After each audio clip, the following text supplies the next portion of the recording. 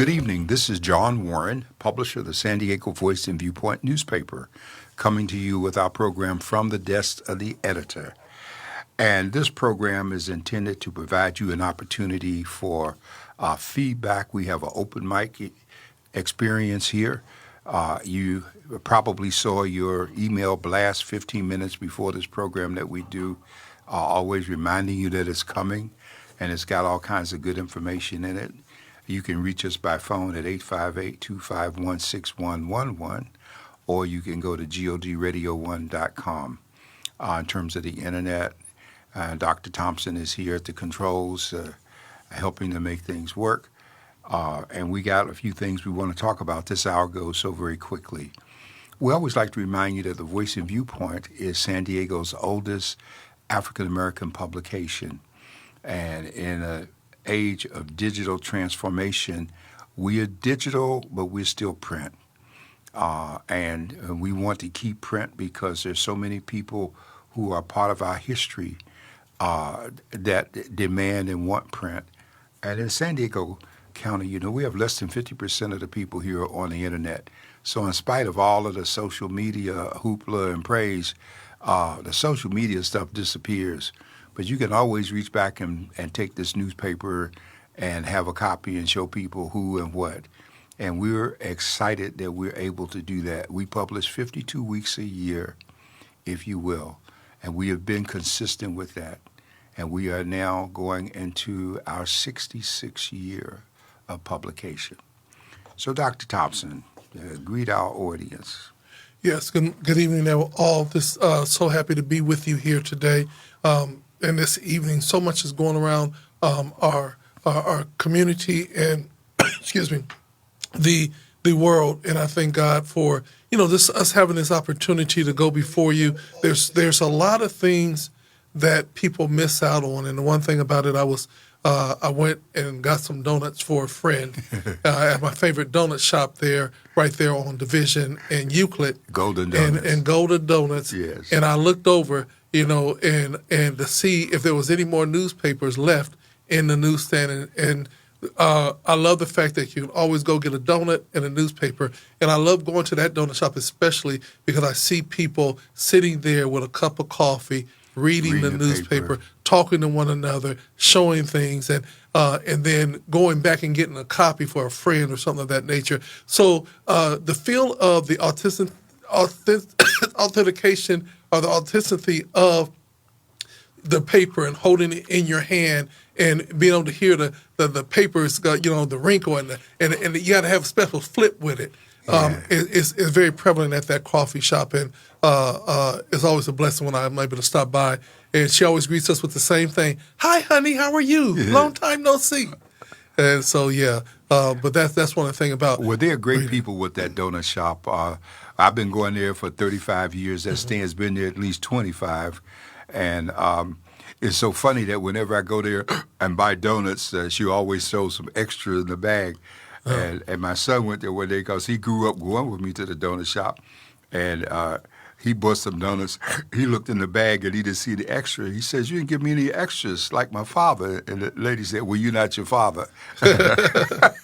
Yeah. And so, but they are very good people. I think they're Cambodian, and they've been there consistently. And those are the people we need to appreciate and do business with, people that are in our community, and we've all grown older together as watching our hair turn white and the whole thing, And then it's the mere fact that they're one of the best donut shops in the city. It's in our community, and they treat you with respect as you treat them with respect. They remember you, and it's just not that you're just a bypasser, but they literally understand and know their customers, and I think that that's a big part.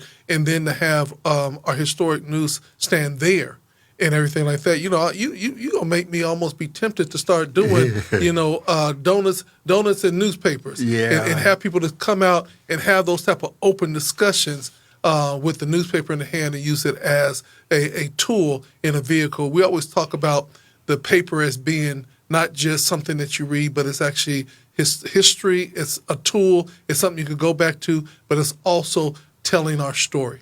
Well, we have to replenish that stand at least twice every week. because the papers go so fast there. And we have those specific places where papers still move like that in this economy. We've lost a lot of locations, but a lot of them are still very steadfast. And nobody makes old-fashioned donuts the way they do. Yeah. They're chocolate, they're caramel, they're plain, they're glazed, they're apple fritters. I just can't eat it like I used to. Well, but they're good. Dr. Warren, I know that we always talk about, that we still print 52 weeks out of the year. The one thing that I love about this division of the San Diego Voice and Viewpoint, yes, we still do the hard copy print, but we also knew that there was a need in a population that still needed to be served, and that was in the digital print market. And so if we didn't choose one over another, we kept them both, and we're expanding on that both. I remember when the paper was some color and some black and white. Yeah. Now you go in there, you say, well, this is mostly color or all color, and we see the evolving of the paper, the evolving of our product, but also we're seeing that we're not going to be in the dark ages. Well, that's a very important point you make, Dr. Thompson, because there was a time that we only wrapped the front page in what they call electrobright, but the rest of it was an older newsprint, faded. And most of our papers still do that. We do our whole paper in high bright, and we do color every place that it needs to be, and then the paper is online in color. And so really you get 2 for 1 because you get the print exposure and then you get the online exposure with the paper every week. And then we get the news bites that we put out, which gives you additional information. And we are on TikTok, we're on Instagram, we're on X, we're on every social media platform because we have some very bright young people that work to make that happen. Yeah, and one of the things I would love to challenge, especially our churches, you have an outstanding church directory, and I believe that every church in our community should be in the church directory because, again, people look at online and they also look at hard print. When they come to our city, they're trying to find a church. How can we find the church? They go online and they look at the paper or they look at these church directory. So that and your announcements and things of that nature, please use it as a tool because it's still very, very valuable. And what I love about it is, before when you were just a print newspaper, that was it, print. Yeah. Now it's print, it's digital, it's news bites. And so you get in there and you get bang for your buck because of the fact that you guys are consistently expanding. And we do not raise the price. We stay at the 50 cents. I don't ever intend to raise it.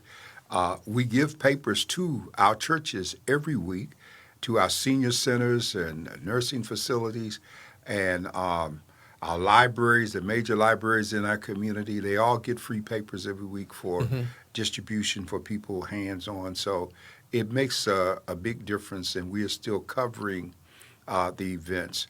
And as we get closer to our gala, which will be February 13th this year, we have 2 pastors that we are adding to that whole cadre of pastors that we're honored. And we hope this year that all of our past Good Shepherd recipients will come back for this particular event. Yeah, I love it when what I call the alumni that have been honored in the past come back and they come in the mindset of celebrating the ones that are receiving this year. The awards, I really enjoy the awards because the Good Shepherd Award is a custom-made award that can only be given out by the San Diego Voice and Viewpoint Gala. It is a patent award. It's like a Grammy. It's like a Stellar because you can get it no other place but here.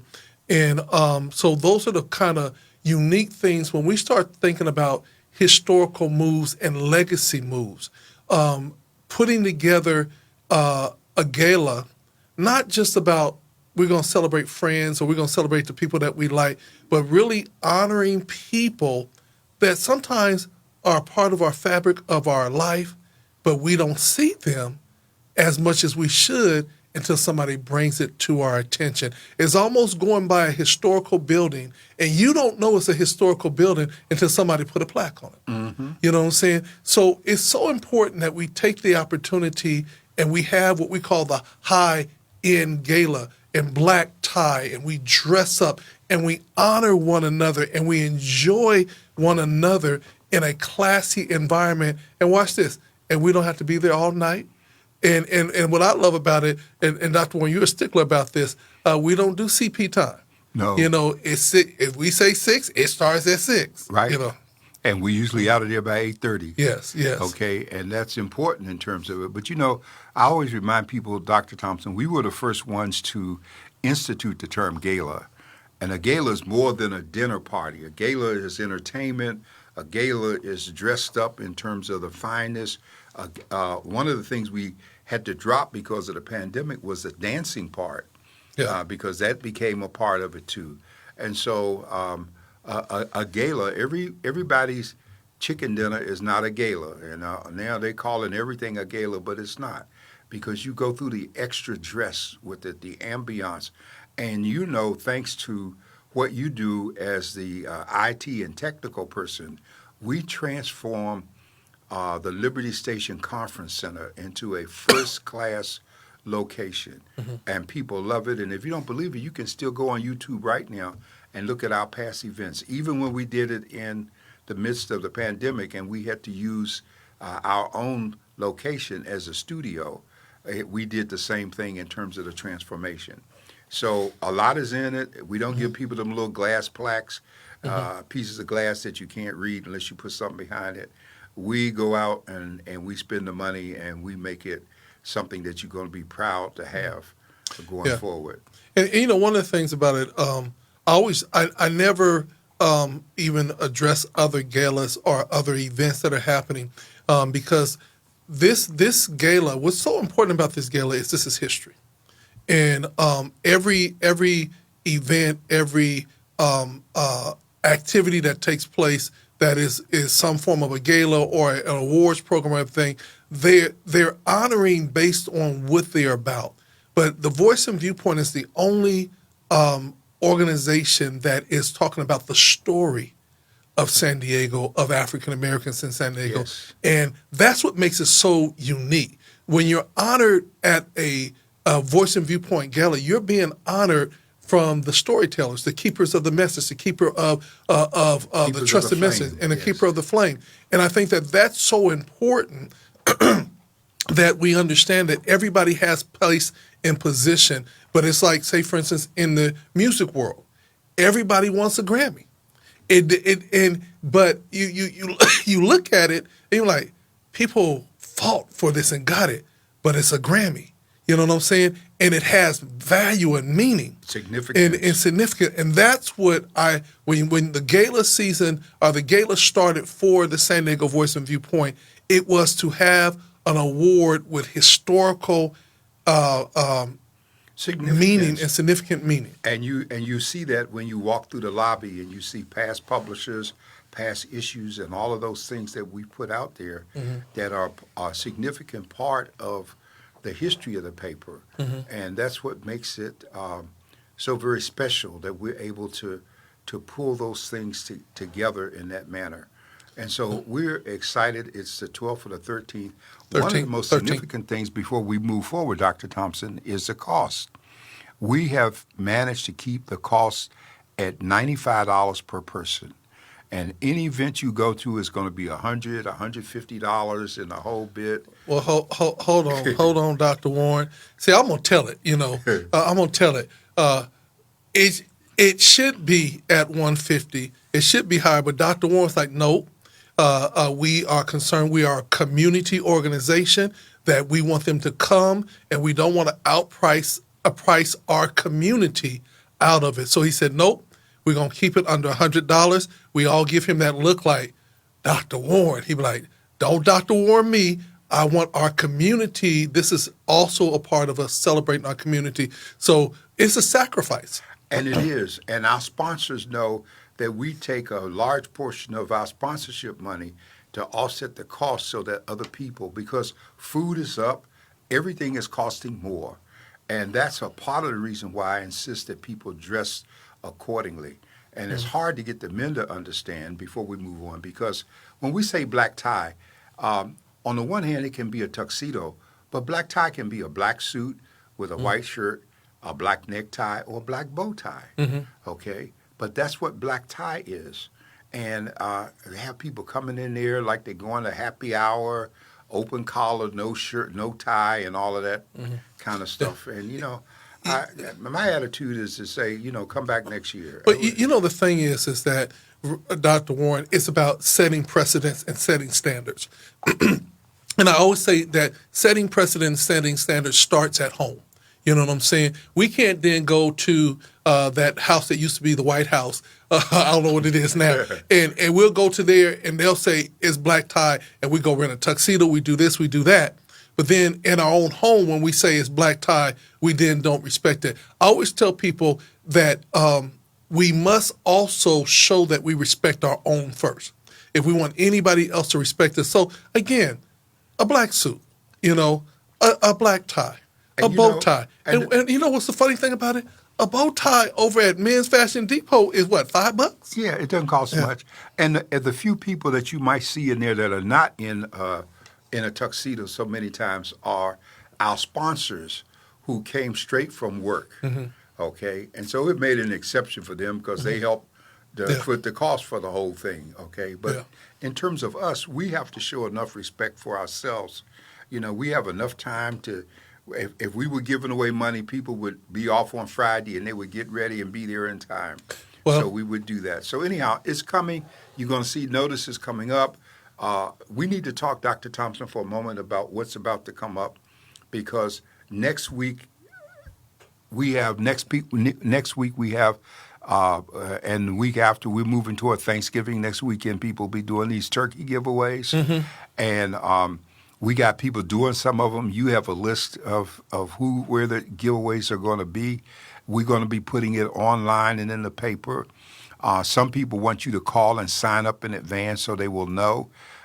Many do not have as much as they've had in the past because a lot of sponsors with the economy and all the things are pulling back. One of the tragedies that we've had in the past 24 hours was that the Supreme Court upheld the Trump move to hold up the SNAP money, the Supplemental Nutrition Assistance Program money, which is just ridiculous that they would know that people are being starved, kids are being starved, and they are so much in his pocket that they would go and agree with him in terms of the decision of the court. And so we're going to feed people. God always provides. We're going to get through it. It's time for us to make some real serious decisions. A lot of fast food chains are cutting back in terms of the people because there's a limit on how much they can raise their prices. Mm-hmm. I mean, in the pandemic, you got the point they were paying a dishwasher $20. That meant you had to pay a whole bunch of extra money for whatever you were buying, and the cost goes up and the portions go down. And so this is time to circle the wagons, go back to eating at home, go back to having some family gatherings, if you will, go back to being a little more conservative with what we buy. It might be a good time to give up those cigarettes, which are $15 a pack or whatever it's costing now. Because I stopped smoking when they went to 50 cents a pack. I was just that cheap. I wasn't going to pay. Well, Dr. Warren, the funny thing is we have to use different language versus start cooking meals at home. Yeah. We have to use different language. Meal prep. Start meal prepping at home. Yeah. So that you can save money. Yeah, do meal prep at home and be selective in where you shop, which items you can get, know where you can get produce, know where you can get meats or eggs or milk or whatever it is that you need. You got to look at it. You can't just go into one place and I'm not going to do the disservice of calling out the names of the different places that are overpriced, but if you are watching your wallet, you're going to start looking very closely. Now, San Diego did something recently, Dr. Thompson, which is very important. San Diego passed an ordinance, the city did, that for all digital ads, they have to be listed on the shelf by the product so that people can scan those, because we had people who, if you look at some of the digital prices, tons of dollars are to be saved in terms of it. I remember when I first became aware of it, I was buying a certain soup that was costing $2.99 a can. And when I looked at the digital ad, it was only 99 cents. Oh, wow. Yeah, and that was a big difference. And of course, since I upped the computer strength. The sister was doing the restocking, and she stopped and helped me load the app and get ready for all those things. So we need to pay very close attention, if you will. We need to be conservative with how we're spending, save enough to spend that 50 cents on Voice and Viewpoint because we need your 50 cents to help us. But at the same time, look at the people that you're spending money with. You know, so many of the businesses, if they were doing business with Dr. Thompson and with Voice and Viewpoint, we would be able to, both of us, be able to hire a couple of more people from the community to work. We'd be able to give back in terms of some jobs. And people are taking millions away from us, and we just letting it go. You know, well, we just need to step it up. Yeah, and one of the things that we also have to realize is that as we begin to look at this, but yet we're still giving. Dr. Warren, you have sown into many of the ministries that are giving turkeys away and being a blessing to them. I know that we're very excited about Mandate Project Impact and Mama Bees, who is doing their Thanksgiving basket giveaway at Porter Elementary School. You do have to register. We know that also there is a turkey giveaway and resource fair at the Jacob Center. Well, do you have the days for those events? You know what? What I found out, Doc, is there's a couple of things I got, so I'm gonna download and send it to you. Okay. You know, but the turkey giveaway at the Jacob Center is on the 23rd. Okay. And from 10 to 2. Right. There is a community Thanksgiving dinner at Malcolm X Library on the 23rd from 12 a.m. or 12 noon to 4 p.m. And that's very special. Let's say a word about that, because the sisters that do that is so phenomenal to watch them come early in the morning, and they're like caterers. They got everything already cooked and ready, and they set it up, and you can come in and sit down and have a meal. Doesn't cost you anything. You don't have to go through any changes.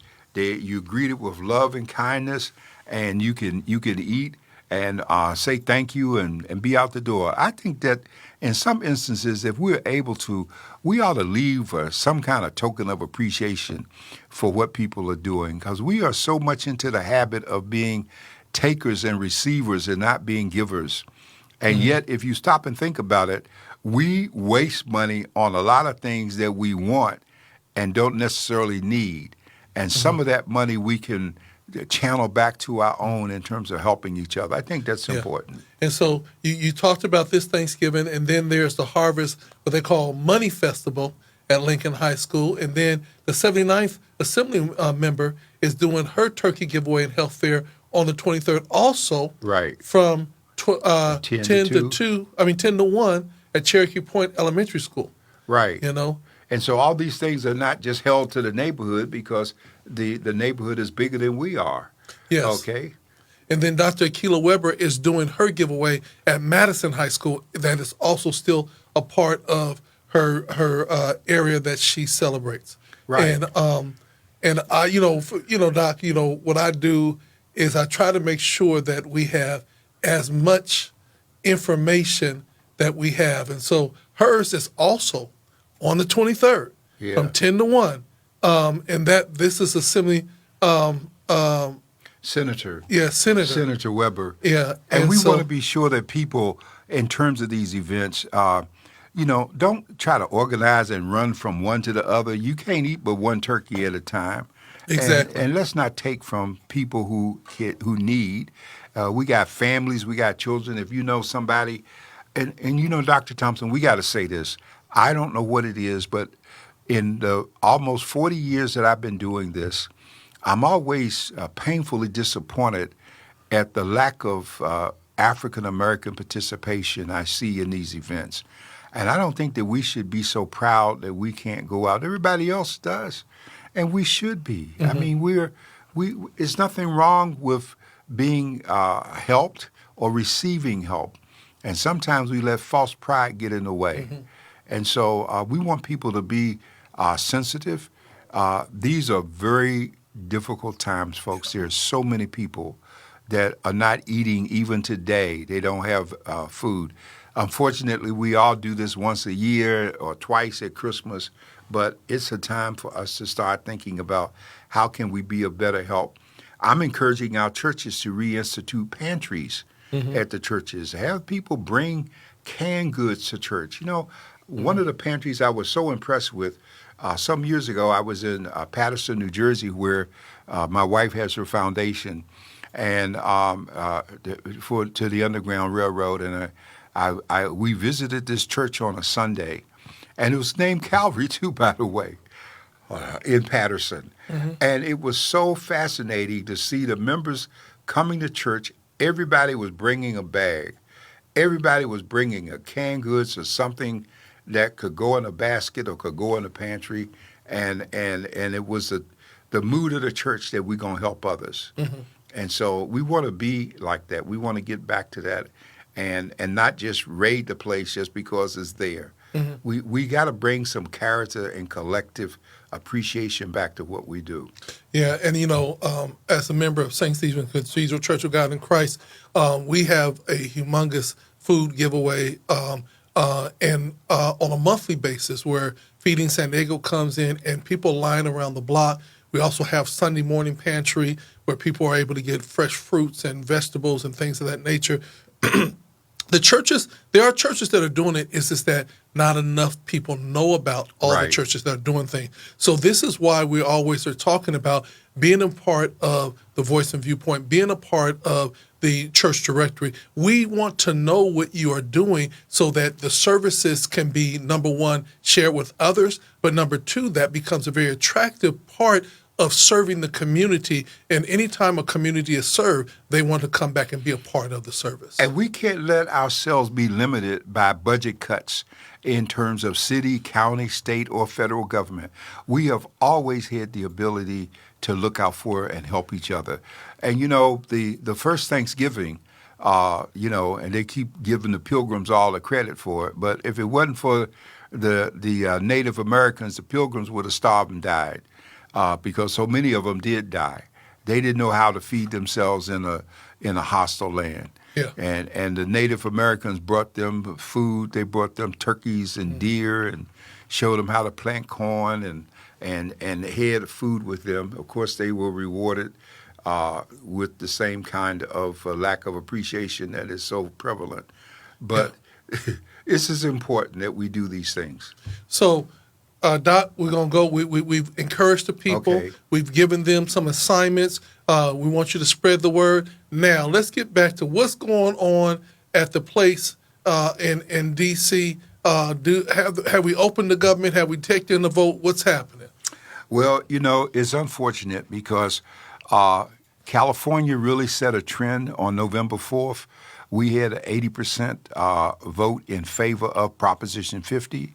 Now we're going to be about the business of lining up our candidates for 2026 and getting out there supporting them. Yeah. The Voice and Viewpoint has shared with us and our community that so far Trump and Heritage Foundation, they've implemented 48% of Project 2025. And we can slow the roll on that. We had great victories. We talked about them last week. Mandami in New York as the mayor, Mikey Sherrill in New Jersey, Abigail Stanberger in Virginia coming forward. And Stanberger is very significant because she was running for governor against a black woman. And the black woman was a Trumper, a MAGA person, and all of those things. And yet she was very gracious to her in terms of her victory speech. And so we're showing that we're learning to vote beyond just color. Last week, a question came up about the filibuster, and I didn't get a chance to talk about it in terms of time because you raised the issue, Dr. Thompson. And the filibuster is something that most people outside of government don't understand. I would say if you ever saw the old movie Mr. Smith Goes to Washington, and if you saw Mr. Smith Goes to Washington with, I think it was Jimmy Stewart, he got elected to the Senate. And what happened in the Senate is they have rules for the quorum in terms of how people can speak. Now, the filibuster in order to stop the filibuster, the rule has been modified over the years. There's some things that a member can get up and talk as long as they want to, going back to the 1800s. But there are other things that have been limited, like Supreme Court appointments and the budget and all of those things. What Trump wants is he wants to get the Senate back to what they call a simple majority, where you got 50 people, and if you get that one vote, 51, you can make it. Well, for a filibuster, where people can get up and start talking, you can't cut off debate until you get 60 votes. And you can't get 60 votes when each party only has 50 votes. So somebody has to cross the line. And so one of the most recent examples of a filibuster is what Cory Booker did when he talked for 25 and a half hours, breaking Strom Thurmond's record, nonstop, without going to the bathroom, stopping, or anything. And that was a record. And that kind of thing was used to delay. Strom Thurmond used it in 1957, trying to block the 1957 Civil Rights Act. And so he had held a record until Cory Booker did. And so people also have what they call a silent filibuster. And when it becomes clear that 41 of the senators are not going to participate, then that means the 60 that needed is not there. It's only 59. So those are the important things. What happened today of significance is that the lady from Arizona was finally sworn in after 50 days. And she made it very clear when she was sworn in that her first order of business was to become the 218th signature on a discharge petition, which is now going to force the House to bring up the Epstein issue. And those who are going to vote against it will be seen in terms of who they are. And that's very, very important, okay? And so we need to keep our eyes on what's happening in Washington right now. The president knows that they're losing ground, but they're still out rounding up people. They're still going into churches and the schools and all of that. They're still trying to, in Chicago, give the appearance that it's the military when it's really Homeland Security people dressed like soldiers with masks, pulling people out of schools. They got them pulling a lady out of a school and manhandling her and the whole bit, hitting people. The inhumanity of their behavior is reflective of the president's lack of concern. And yet there are people who still support him. The prices of meat are up. The farmers are hurting. But they have drank the Kool-Aid thinking that what he's doing is saving them. And they have bought the idea that he's tried to give them that it's going to hurt a little bit now, but if you suffer through now, it's going to get better. He's not going to kill us all off. You know, the crops are going bad. The immigration issue is important to all of us. And so I want African Americans to be extremely conscious, because if you go back and look at history, we have set the tone for every civil protest, disobedience, from everything that everybody's doing, from marching to signs. It all comes from us here. And now we are the ones who are doing the least participation and being hurt probably the most by what's taking place. Yes, and they are so much wanting to bring more ICE agents in. I hear that they have a hiring looking for ICE agents. Yes, they are, because they got a big budget boost from Trump and his big, beautiful bill, and they got the money to go out and hire all the people they can find. And it almost makes you wonder what the screening process is, because the people that are being hired have no compassion, have no mercy, and are just ruthless, still gassing people, ignoring the courts. Courts have given order. The federal court told Trump that they had to reinstate SNAP. And what did they do? They ignored it. They appealed it, and Supreme Court went with Trump. And so we got children not eating. We got people having all kinds of problems in terms of every day with their homes and food. And yes, we got Feeding San Diego and the food bank working here in the community. And we have 3 major charitable entities that came together and set aside $80 million to help here. San Diego Foundation, Catholic Charities, Price Charities. They all got together with United Way, and they're trying to help people. The governor has pulled in the National Guard to help staff the food banks. The lines are growing. And so all of these things are taking place. And so we need to find a way to help each other even more. Yeah. And I think that's the key. That's the biggest thing, is that we must learn how to be self-sufficient in this time and in this season. A lot of people are going back to doing gardens in their backyards and doing fresh vegetables and potted plants so that they can save money, especially those that like tomatoes or certain things that are very, very high end. And I've seen a lot, even on social media, where they're showing you how you can take a fruit and take the seeds and plant it and literally get papayas and other things that you can grow in yourself. Yes. And so moving forward, that's going to be the strategy. I always tell people that we have to not only look at the enemy from without, but we also have to look at the enemy within. Many times we become our own enemies because we drink the Kool-Aid too. Well, on 54th Street, right there near Streamview, they have that garden that Michelle Obama came out to look at. And those people that come together and they raised all kinds of food there. There's a community garden in Lemon Grove. One of the things I've been so impressed with it, because normally when you have those community gardens, I know my sister went through this. People back east, they work hard to raise their big tomatoes and stuff, and just about they think it's right. They go out the next day and somebody had gone in the night before and stole all the vegetables, just demoralize them. And so we don't seem to be having that issue here, which is good that we don't. But we all have to become a committee of one in terms of helping each other. Yeah, and that's in this time in this season. We're going to have to look at, as we're getting ready to go into the Thanksgiving season, the airports are still backlogged. Many flights are being thousands of flights are being canceled daily, and they're saying even though we reopen the government, it's going to take several months to ever get the flights back on track.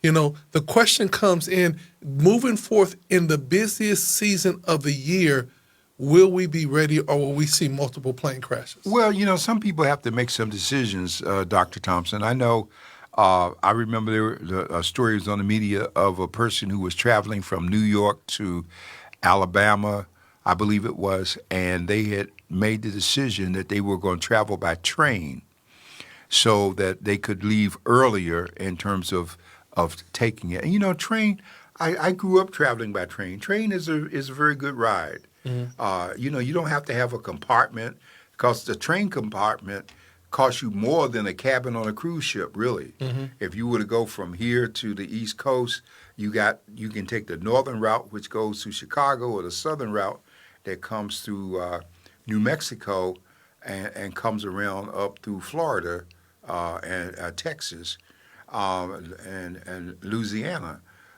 But a train ride is a good piece. Some people are driving. It might be a case where some people just have to forego this Thanksgiving holiday. I don't think that we should be stupid about this and think that just because it's a holiday, we must do it. We all are not going to have a Hallmark moment. We're not going to have a Hallmark meal. And so sometimes we have to circle the wagons where we are and use some common sense and distraction, okay? Yeah, because the bottom line is that no matter how you like it, if the air traffic controllers are tired, they're overworked, and they're not being paid, it just seems that there is an accident waiting to happen. Of course there is. And, at any given day when things are at normal, quote unquote, there are 5,000 airplanes in the air all over the U.S., and all kinds of dangers are implied in that because they are commercial, they're private, they're military, they're air corridors, there's a handing off from one to the other, and you just can't, do a internet computer course and become an air traffic controller. Mm-hmm. There's a whole bunch involved in that. And so we're excited. We've been blessed so far, but we need to circle the wagons in terms of what can we do different. Speaking of Dr. Thompson, and I know I keep throwing stuff out for us. But Black Friday is coming, and we need to caution people about Black Friday, okay? Because folks be standing out all night, standing in line for stuff. A lot of the stuff that they put out there, they were just trying to get rid of anyhow, okay? And Black Friday is not based on our color in terms of calling it black. It's called Black Friday because black is the color of profit and red is the color of deficit and loss. Well, wait, hold on, Doc. I know that as a businessman, but how is, because it seems like everything they say is black, is negative. So how can they use black as a profit area? You say, angel food is white cake, devil food is black cake. You know what I'm saying? But they said Black Friday, they go into the black. Yeah, because black has always been a term for profit in business. Okay. Long before they started doing Black Friday. And red has always been the indication of loss in business.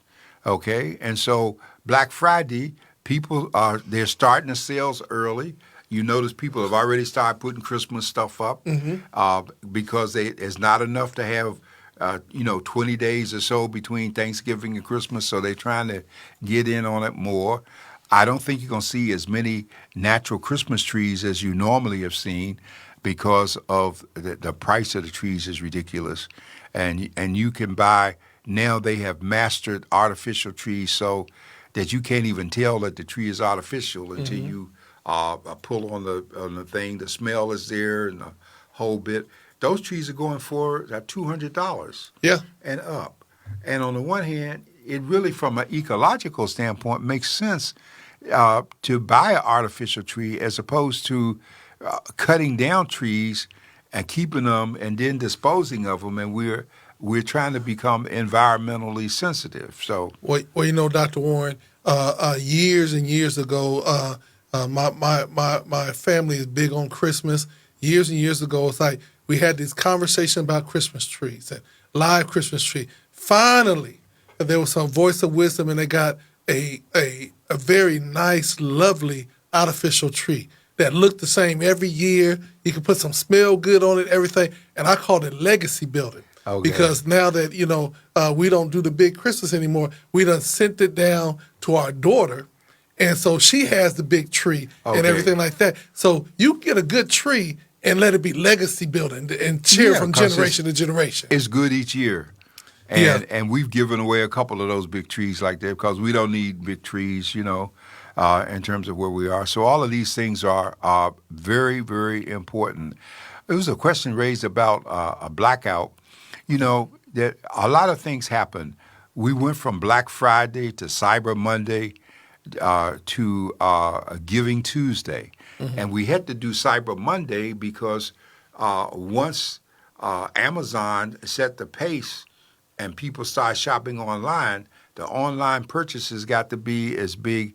If right now it's probably even bigger than a lot of the brick and mortar store scenarios because people are becoming wise. I know my wife does so much online shopping and I want to put a little table with milk and cookies out there for the delivery people because it's just a nonstop.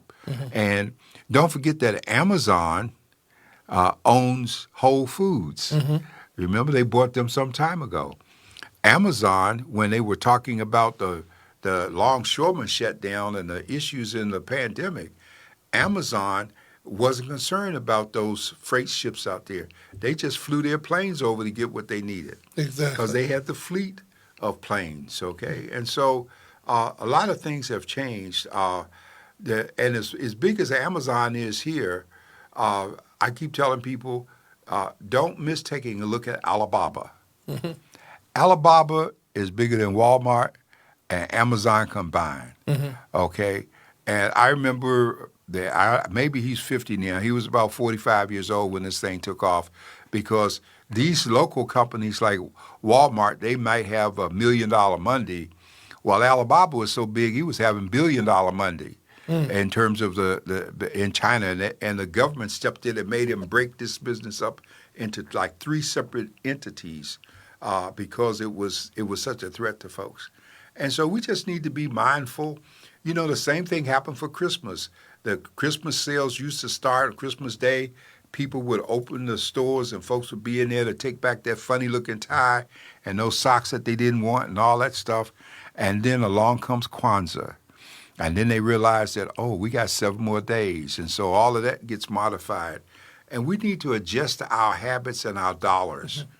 And one of the things about, they call them the big blackout, there's a movement that says that we should take our black dollars during Black Friday, Cyber Monday, and everything else and shut it down. Don't spend no money whatsoever and call it the Great Blackout so that they'll know that our voice has a voice. Well, I thank for that reminder because I had forgotten that we used that term before, the blackout.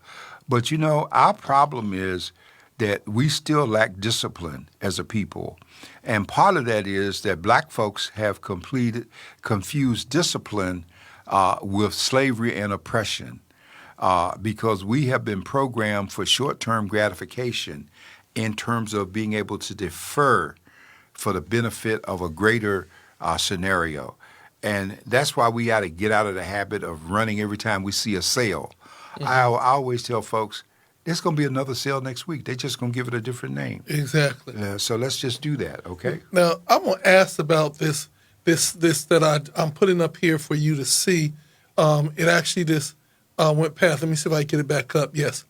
Can you talk a little bit about this Rock Bridge Network, conservative political advocacy group founded by J.D. Vance? Well, the first thing you want to know is that anything that J.D. Vance has founded is not good for the rest of us. That's the first and foremost. And J.D. Vance, if people are responding to J.D. Vance, then that's like making a statement about where their mind is and who they are. Because J.D. Vance is, in many respects, worse and more dangerous than Trump. Trump, they got him falling asleep in meetings and stuff, and yet he was talking about Biden. But Vance is dangerous. He is a poor white boy who came from hillbilly country and had some breaks. And so he thinks now that he should move on up the food chain. Rock Ridge, he can use a term that a lot of people can reach back and connect with in the whole bit. It's like Proud Boys and all of those other groups that give them a false sense of patriotism and loyalty, and we are standing strong against what? Some kind of imaginary obstacle that you've created with people of color so that we are all the enemy, okay? And so I think that we become aware, we watch them, but we don't give them a whole bunch of publicity or thought or attention. Mm-hmm. Because I feel like they're a spinoff of also the Project 2025. Of course.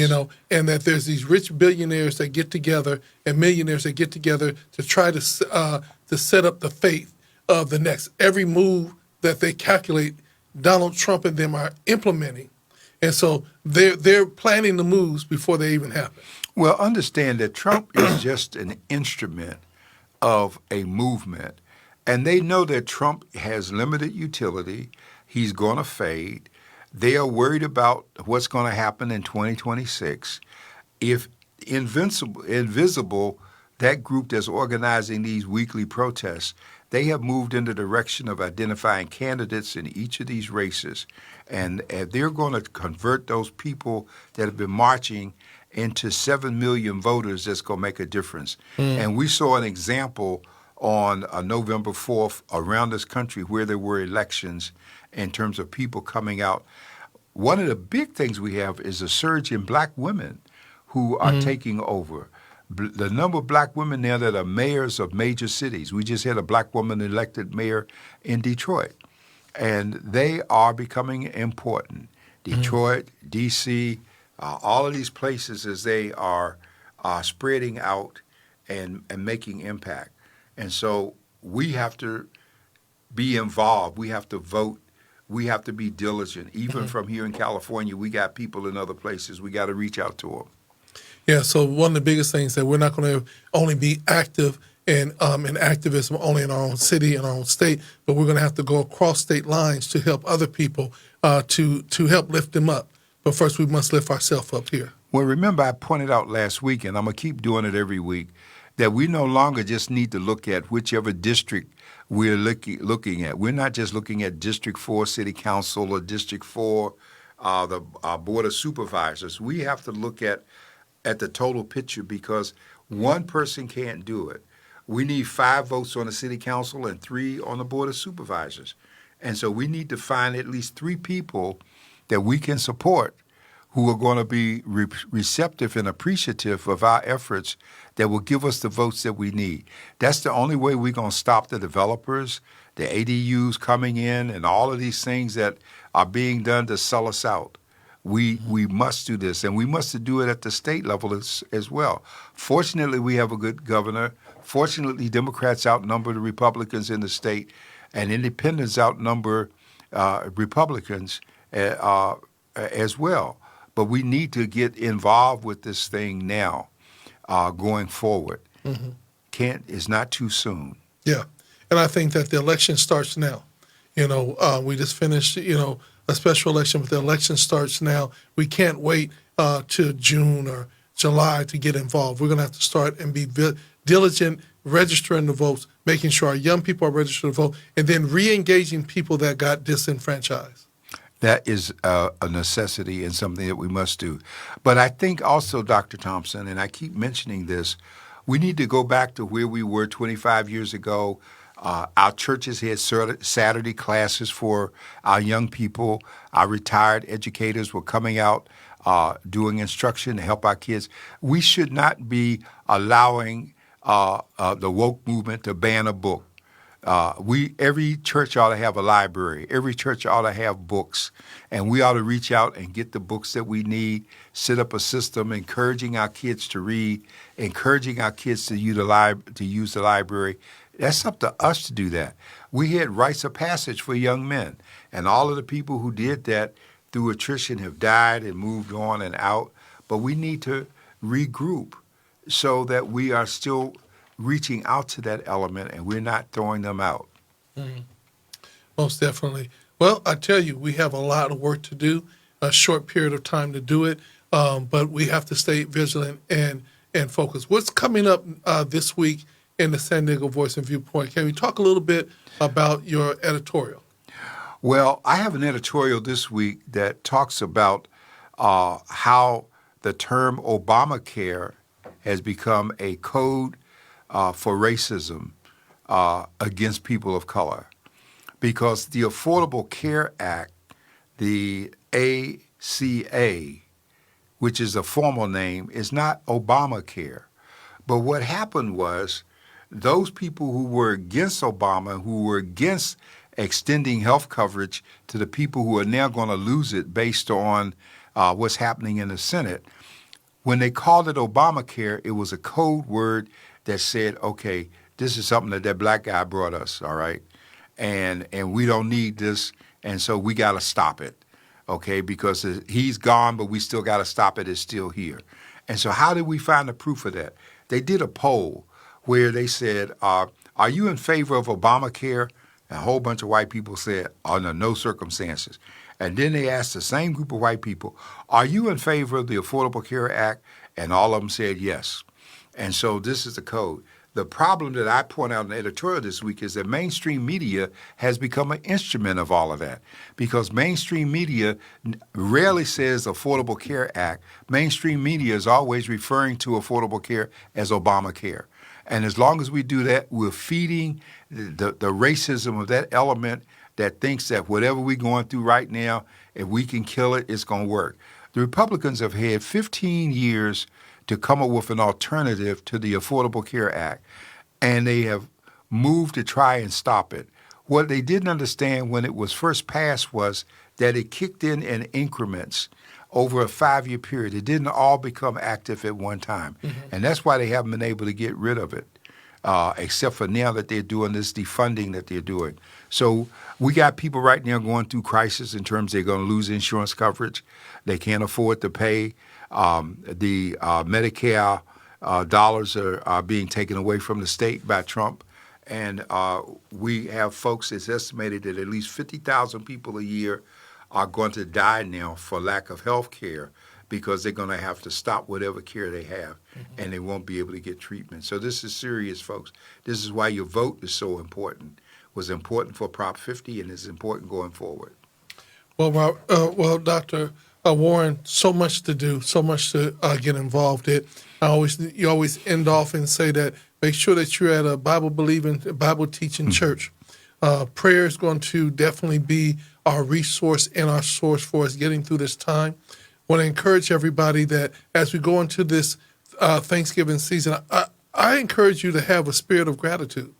You know, yes. It can be so easy to say what we don't have, but let's just concentrate on the things that we do have.